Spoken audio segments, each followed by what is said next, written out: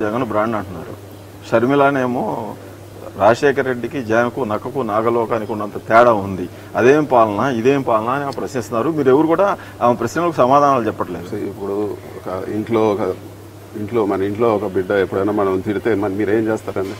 మీ చెల్లెలు మిమ్మల్ని ఏదైనా మాట్లాడితే మీరు తిరగబడి మీ చెల్లెని తిడతారా? ఇంట్లో కదా వదిలేస్తారు. సో అదే విధంగా తిట్టుకోవచ్చు, కానీ మీ ప్రభుత్వాన్ని క్వశ్చన్ చేస్తా ఉంటుందండి. ఒక్కొక్కప్పుడు ఫ్యామిలీలో వస్తుంది, మళ్ళీ రియలైజ్ అవుతారు. It's a matter of time. She will realize. మళ్ళీ కూడా జగన్ అన్న మంచితనం గురించి ఆవిడే మాట్లాడుతుంది. యూ మార్క్ మై వర్డ్స్ అండి. అంతేనా? డెఫినెట్ గా ఒక ఫ్యామిలీలో చిన్న చిన్న వస్తాయి, మళ్ళీ దే విల్ ప్యాచప్ అండి. ప్యాచప్ చేయడానికి ప్రయత్నం చేస్తా ఉన్నారా? ఆమె ప్యాచప్ అవన్నీ ఫ్యామిలీ ఇష్యూస్ అండి. దాంట్లో నేను ఇంకా ఫ్యామిలీ కాదు, పార్టీని టార్గెట్ చేస్తా ఉన్నారా? పొలిటికల్ గా దానికి ఆన్సర్ చేసే వాళ్ళు ఆన్సర్ చేస్తారు. బట్ ఒకటి, కాంగ్రెస్ పార్టీకి 100 కన్నా తక్కువ ఓట్లు వచ్చాయి. బీజేపీకి కూడా 100 కన్నా తక్కువ ఓట్లు, కాంగ్రెస్ కంటే కూడా తక్కువ వచ్చింది. అదే చెప్పేదండి. ఈ రెండు పార్టీలు కలిసినంత మాత్రాన మాకు ఒరిగేది ఏం లేదు. కాంగ్రెస్ పార్టీ ఈ రోజు మమ్మల్ని అటాక్ చేసినా, లేకపోతే బీజేపీ అటాక్ చేసినా దీంట్లో పెద్దగా వచ్చేది ఏం లేదు. వాళ్ళకు ప్రజల్లో వాళ్ళకు ఉండే విలువ అంతా వాళ్ళకేదో. ఇప్పుడు పొత్తు బీజేపీ టీడీపీ జనసేన కలిసి పెట్టుకున్నాయి.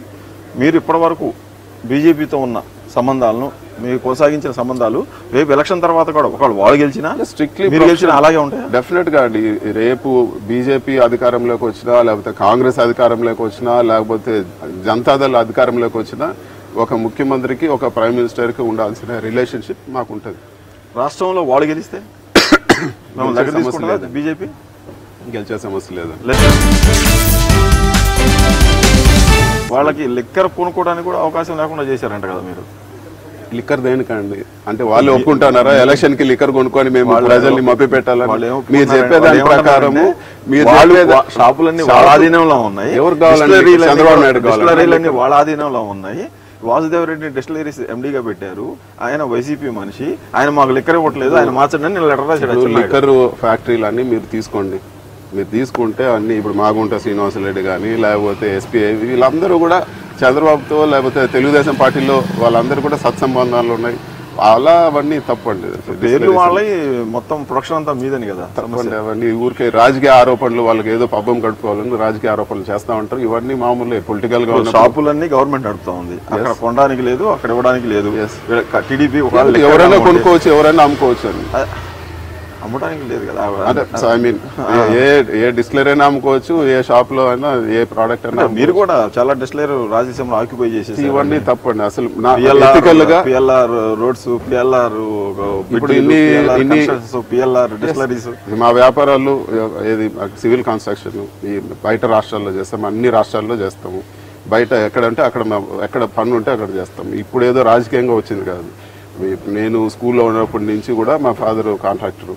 సో మాకు రాజకీయాల పైన మేము బతకము. మా పనులు, మేము వ్యాపారాల పైన మేము బతుకుతాం. కరప్షన్ అనేది అవుట్ ఆఫ్. మొత్తం మీరే చేస్తున్నాను కదా, రాష్ట్రం మొత్తం ఏ పనైనా కూడా చేసేది పిఎల్ఆర్. ఇవన్నీ తప్పండి. అవన్నీ మైన్స్ మొత్తం చిత్తూరు జిల్లా చెప్పండి. ఒక్క మైన్ చెప్పండి. ఒక్క మైన్ వేరే వాళ్ళ లైసెన్సులన్నీ కూడా మీ చేతిలో పెట్టుకుని ఇవన్నీ చంద్రబాబు నాయుడు గారు చేసే చంద్రబాబు నాయుడు గారు చెప్తారండి. ఆయన కావాలని ఒక మనిషిని డిఫేమ్ చేయాలి.